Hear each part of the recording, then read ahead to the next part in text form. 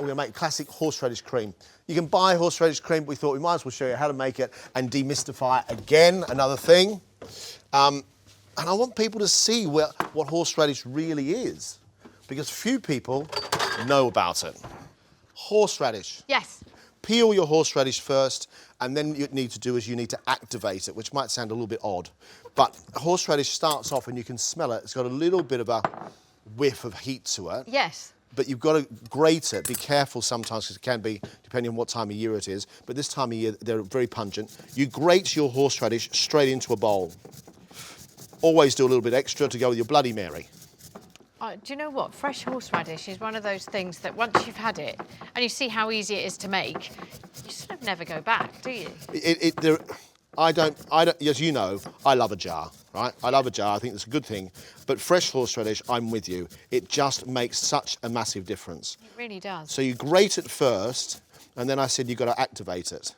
Yes. So by activating it, what I mean is you want to really be able to get everything to come out, the flavour of it. A little bit of salt.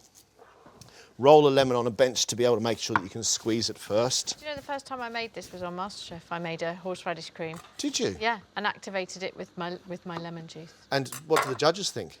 I think the judges quite liked it, actually. Did they? Yeah. Oh, that's good. I think I won, actually. Did you? Add the lemon juice to it, and then you add the lemon juice, and it starts to wilt a little. Acid starts things to cook. That's what we're doing, so it's sort of curing it a little bit. And then you mix that, the lemon juice and the salt together, and give it a little bit of a stir, and suddenly, don't put your head over the bowl and try and smell it, because we can. It's quite a good party trick, but, you know, don't do it, because it really starts to get ferocious. And to that, I'm just going to add some sour cream, and then any quantity you want.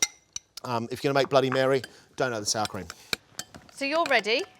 Horseradish cream's done.